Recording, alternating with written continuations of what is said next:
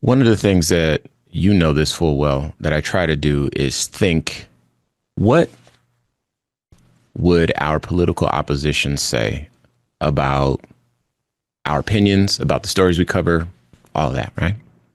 So the first thing that popped into my brain, now that it's trained to anticipate a back and forth, is Juicy Smollett.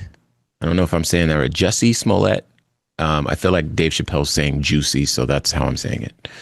Um, and for those that don't know, he's like a guy, he's an actor, and I guess the story goes that he paid some people to like rough him up so that he could call that a hate crime, and it got kind of funny, sort of like he made that up. And then there were some subsequent court dealings. I didn't follow that story all that closely, so forgive me for not knowing it. But I can imagine our political opposition saying, well, this white woman, whatever, Juicy Smollett did the same thing. Okay. So that's where I started. That's when I first saw this headline, that's where I started. I was like, okay, this is kind of, but I know with all the blackness that I brought with me throughout my 42 years of life, that this happens frequently. It's happened in my own life to me, where someone is blaming me just because I'm a convenient target, and this would be a white woman.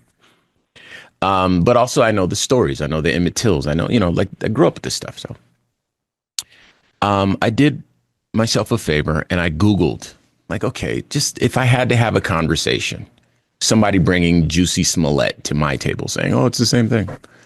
So I Googled white women blaming black men, just a starter point. I didn't get specific. I wasn't looking for charts and data or anything like that. Just a vague, like, hey, what exists out there that I could draw upon to show some form of some invisible system. You and IQ, we talk about invisible systems all the time. This is one of them, I'd argue. It's an invisible system that supports white women and their narrative. And this one didn't work out for this one white woman.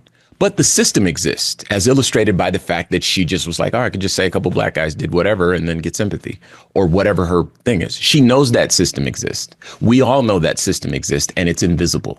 To those that choose to see it, it's there, and those that choose to ignore it, they can have a convenient excuse to say that we are delusional as a people, black people, and we are victims, and we have a self-defeating mentality and all that sort of stuff, but an invisible system nonetheless. Back to my point. I Googled white women blaming black men, and you wouldn't believe me if I told you. I mean, one of the first articles, 15 times white women's lies and hysteria hurt people of color. PBS, what was this, Yahoo, The Innocence Project, Jim Crow Museum, The Guardian, UC Law, lynchings in Central Park, all this stuff, okay? And it reminds me of what D.L. Hughley says frequently that we talked about before. And he says, the most dangerous place for a black man to exist is in the imagination of a white person, or effectively that's what he says. And even though this isn't like literally true in this case, because there was no black man, this was an imagining, the fact that she holds black men in that space, she knows that black men are scary. That's a common trope.